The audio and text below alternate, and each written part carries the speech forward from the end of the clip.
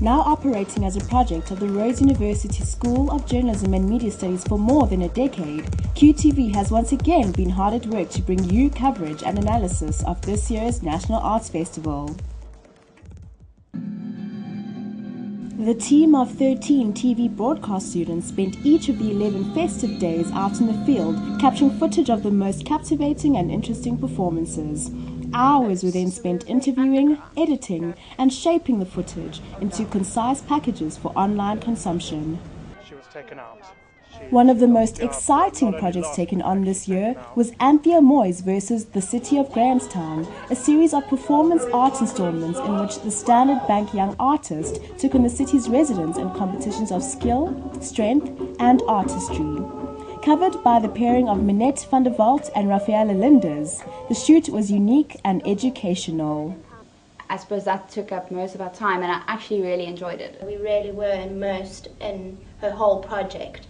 She's a very energetic person, and she's very interesting. I really enjoyed working together with the artist. And we also learned a lot. We did a lot. We filmed with 4 cameras. The team, usually comprised of 3rd and 4th year television students, invited a few guest contributors.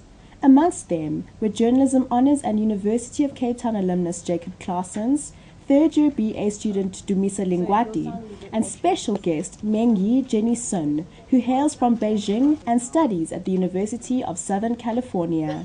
It's probably the best, most all-rounded show that I saw here.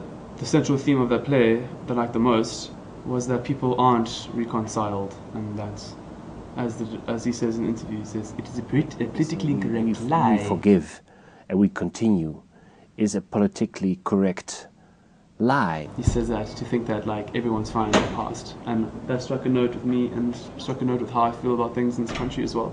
The way he challenged his audience and the way he involved them, the way he tackles the issues that he talks about in the piece were just so visually interesting and captivating that it just blew my mind completely, and I really enjoyed the challenge of having to work handheld because the space was so tiny. Working for Q is like every day when you wake up, you walk into an art world. At the same time, you got to work with really talented people, and they're really amazing. It's just really inspiring. The entire period for 11 days, we learn a lot from work with each other. See? Ah, I can see it. I'm looking through my viewfinder as well. It's so good. I love it. Oh my god, I'm gonna post it on your Facebook. Love it. Joining in from the 3rd year television class were Michelle Avenant and Rupert Fitchett. I've had some amazing experiences in the different genres. For example, I covered a contemporary dance piece called Plastic. That was amazing, something I'd never experienced before. And then I've also watched quite a raw theatre piece, Money Maker, which I also covered. Both brilliant and unique in their own ways. So it's tough to sort of pinpoint a favourite piece that I've done when we cover such a wide variety of genres here at Q. It was just the most amazing thing, because getting to interview him, he had such a unique perspective on art, because for him it was about the experience, and he wanted to free people from trying to impose a meaning onto everything. So that really changed the way I think about things. Rounding up the team was the 4th year television class. The most shocking performance, I think, was the Bon Brisé, which was a performance art piece where a man crawls out of a bath of glass uncut, which was pretty amazing. It was very emotional and very powerful, and I think the way they managed to tell the story of the life and death of Steve Biko was incredible to do. And I saw Dan Podlansky, which I'm a huge fan of the blues, so that was great too. I really enjoyed it because I think that I like when theatre just isn't self-indulgent, and it actually carries a message. And Steve Biko is an incredible man, and I actually learned something.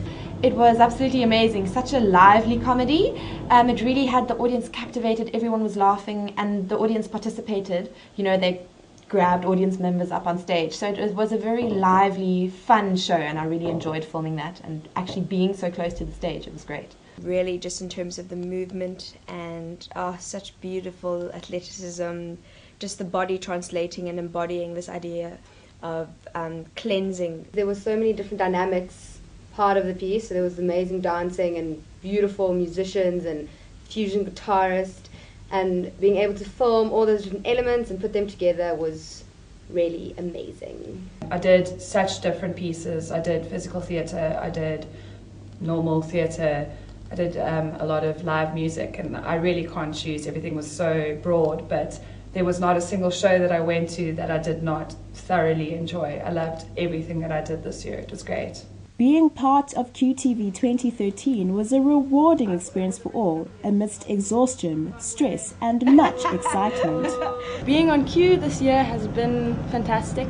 It's been busy but amazing, gone to so many amazing shows and had the opportunity to meet so many people. It was hard work as always. I mean, I'm exhausted now, but it was worth it. It was fun. It's really great to see all these shows and to see what people are doing. My ultimate goal was to just get as much done as I possibly could, and in the end I don't feel like I'm about to die, which is great, and yeah, I really am, as corny as it sounds, but richer for the experience. It's been quite hectic. Baptism of fire the first couple of days, getting used to the deadlines, quick shoots, quick edits, to produce quality stuff, but yeah, it's been a really interesting experience. The beauty of Q lies in exposing you to all these different things. The biggest learning curve is having to produce a piece a day, having to edit rapid fire, because I take a lot of time because I'm very meticulous with how I edit. So learning how to edit within like 4 or 5 hours after shooting a piece has been the learning curve. I suppose the way I'm feeling now, I sort of feel energized and exhausted at the same time. It's sort of like your body is exhausted but your mind's quite energized, because you see so much and you take in so much. It's been awesome working with everyone. Everyone's really cool. Like a really cool bunch of people that I genuinely like. And it's been good to cut up some things that have content instead of just like promotional value. Live from QTV, I'll be covering the sailboat. It's been so much fun. Yeah, free coffee, free shows, it's been amazing. Exhausting, exhilarating, exciting. I don't know why I'm using all the words starting with E, but I guess that's how it was. QTV has been a great experience. I've learned a lot. It's been lots of fun. It's been a great, interesting way of experiencing Fest. I've enjoyed it a lot. This is my second year working with Q, and I've always found it, I think I've said this numerous times, that it's always been a fruitful experience, because it can be very rigorous and exhausting and tiring shooting and editing like every day, but I found that just the group dynamics and that the crews, that we keep each other sane and we keep each other intact. Working for Q, I'm exhausted, so I suppose that's a good thing. Yeah. Under the supervision of producers Paul Hills and Paddy Donnelly, the team has been able to flourish and prepare for the challenging field of broadcast journalism. QTV would like to say a special thank you to Paul and Paddy for their tutelage, the School of Journalism and Media Studies for their accommodation, and every single creator for the amazing collection of coverage that has been created this year.